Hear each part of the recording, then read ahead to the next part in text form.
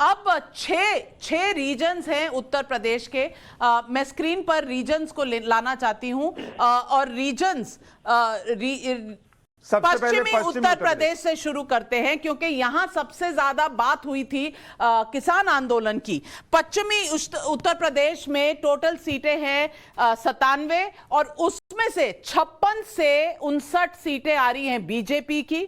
हमारे पोल में 36 से 39 आ रही हैं समाजवादी पार्टी की, 0 से 1 बीएसपी की, 2 से 3 कांग्रेस पार्टी की, अन्य की 0। तो पश्चिमी उत्तर प्रदेश जहां किसान आंदोलन बहुत तेज था वहां पर इस वक्त बीजेपी 80 से जरूर नीचे आई है 59 तक। पिछले चुनाव में उनकी 80 थी लेकिन फिर भी समाजवादी पार्टी से आगे है। यह आंकड़ा याद रखिएगा। हमने ऊपर दर्शकों के लिए बता दूं, ऊपर हम इन आंकड़ों का मीन डाल रहे हैं। तो अगर आप देखेंगे बीजेपी को इस वक्त 403 में 57 सीट दिख रही है, समाजवादी पार्टी को 37, बीएसपी को 1, कांग्रेस को 2 और अन्य का खाता नहीं खुला है। तो यहां बीजेपी का अगर एवरेज आप निकालिएगा तो 57 सीट आ सकती है। बिल्कुल 57.5 तो कर नहीं सकते, तो 57 ही रखा है हमने। अगला हम रीजन अगर देखें तो वोट शेयर पहले देख लेते हैं। पश्चिमी उत्तर प्रदेश का वोट शेयर जो है, वोट शेयर बीजेपी को अगर आप देखेंगे करीब 37.5% के आसपास वोट शेयर है। कमाल की बात यह है कि समाजवादी पार्टी का वोट शेयर बीजेपी से ज्यादा है लेकिन सीटें उसकी बीजेपी से करीब 20 कम है। तो समाजवादी पार्टी को 38% वोट शेयर है, बीएसपी को 14.5% है, कांग्रेस को करीब 5% और अन्य के खाते में 5% है। तो यहां वोट शेयर ज्यादा है। घनश्याम तिवारी जी, आप बता सकते हैं कि ज्यादा वोट शेयर, सीटें कम, इसका क्या मैजिक है?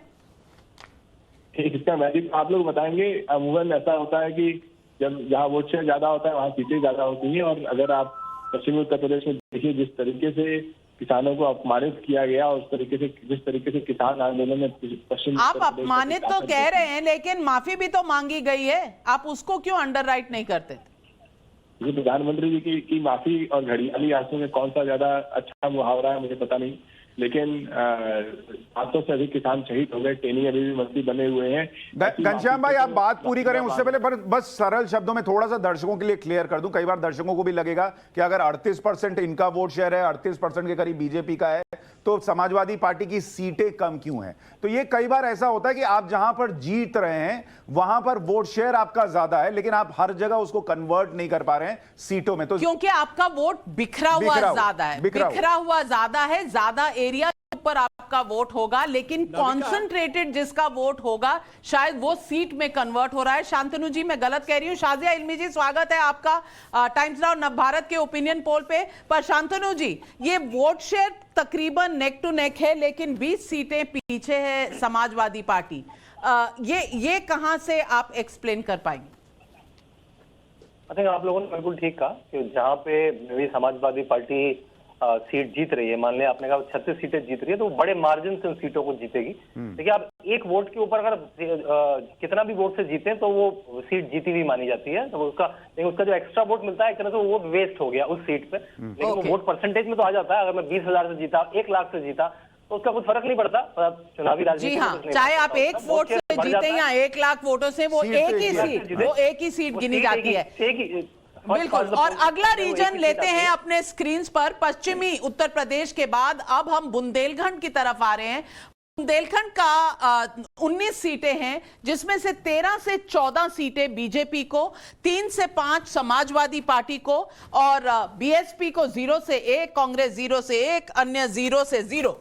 तो करीब 13 सीटें और ऊपर आपके जो टेलीविजन पे आएगा अब 100 सीटें, 116 सीटें हो गई और बीजेपी 71 पर आ गई है, समाजवादी पार्टी 41 पर है, बीएसपी 1 पर है, कांग्रेस 3 पर है। यानी अगर आप देखेंगे अभी तक जो 2 रीजन हमने बताए, पश्चिमी यूपी और बुंदेलखंड, समाजवादी पार्टी साइकिल से पूरी तेजी से बीजेपी के साथ पीछे चल रही है। लेकिन 30 सीट पीछे चल रही है इस वक्त। हाँ, लेकिन इलेक्ट्रॉनिक साइकिल है, पिछले वाला हाल नहीं है कि पंचर साइकिल है, इस बार इलेक्ट्रॉनिक साइकिल से चल रहा है। और इस बार थोड़ा वेट भी कम है क्योंकि 2 लड़के नहीं बैठे हुए, एक ही लड़का बैठा हुआ है, एक ही भैया बैठे हुए हैं साइकिल पर। तो वेट मैनेज किया हुआ है अखिलेश भैया ने। वोट शेयर दिखाते हैं बुंदेलखंड में किसको कितने प्रतिशत वोट आ रहा है, ये ओपिनियन पोल क्या कह रहा है? बीजेपी 41%, समाजवादी पार्टी 33% के करीब, मैं राउंड कर दे रहा हूं फिगर, बीएसपी 13.1%, कांग्रेस करीब 4% और अन्य को करीब 9.5%। तो अगर आप यहां देखेंगे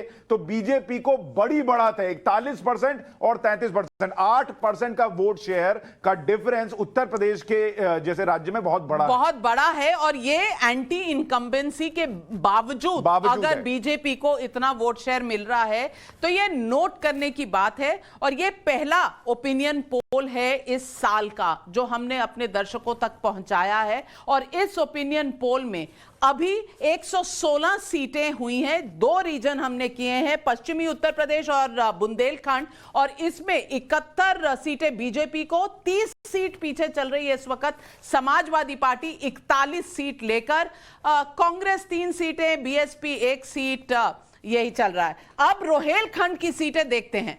रोहेलखंड में अगर हम रीजन उठाएं तो रोहेलखंड में 31 से 36 सीटें, टोटल 52 में से 36 सीटों तक बीजेपी का आंकड़ा जा सकता है। 16 से 17 सीटें जाएगा समाजवादी पार्टी का, बीएसपी का जा रहा है 1 से 2 सीट तक, कांग्रेस 1 सीट पर, अन्य 0 सीट पर। तो ये नाविका जी, ये आंकड़ा बहुत इंपॉर्टेंट है उत्तर प्रदेश के चुनाव के लिहाज से, क्योंकि रोहेलखंड का इलाका वो इलाका है जहां मुस्लिम पॉपुलेशन थोड़ी ज्यादा है। और अगर समाजवादी पार्टी मुसलमानों की बड़ी पसंद होने के बावजूद 16 से 17 सीट पर है और बीजेपी अगर 31 से 36 सीट पर पहुंच रही है, तो इसका मतलब यह है कि जिस पोलराइजेशन की बात हो रही थी वो पोलराइजेशन हो रहा है, लोग जो है उस दिशा में देख रहे हैं। बिल्कुल पोलराइजेशन हो रहा है। और तीन रीजन्स को देखने के बाद जल्दी से 168 सीटों पर हमारे को अभी तक रुझान मिल चुके हैं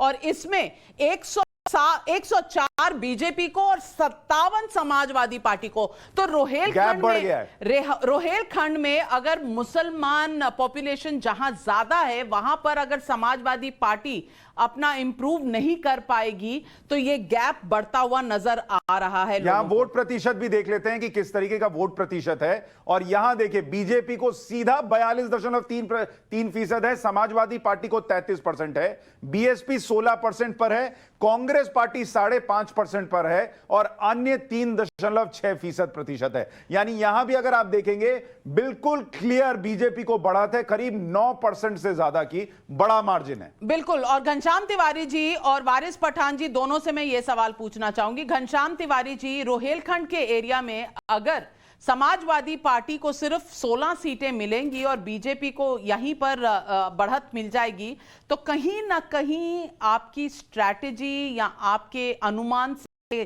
कम होगा और इसकी वजह से जो गैप है आपके और बीजेपी के बीच में ये बढ़ता हुआ नजर आ रहा है। ये आपका सर्वे ऐसा कह रहा है, लेकिन रोहिलखंड के एरिया में एक बड़ा कृषक एरिया है और वहां पर किसानों के मसले और खासकर छोटा पशु का मसला बहुत हावी है। अगर आप खाद के हिसाब से देखें तो किसानों को खाद नहीं मिल रही है, ये मसला भी हावी है। तो इसलिए ये सर्वे जिस तरीके से आपने 24,000 25,000 के आंकड़े दिए होंगे, लेकिन अभी तो शुरुआत है। अभी जैसे चलिए खाद डलवाते हैं, थोड़ी जमीन पर रोहेलखंड की खाद डलवाना बाकी है। शाजिया इल्मी जी आप क्या कहेंगे? खाद की प्रॉब्लम है, अब खाद कौन डलवाएगा? यहाँ समाजवादी पार्टी डलवाएगी या बीजेपी डलवाएगी? देखिए, चाहे खाद हो और चाहे पानी हो, उपज जो है बीज से लेकर बीज और सींच के बाद जो उपज है वो साफ जाहिर है। पहली बार ऐसा देखने में आ रहा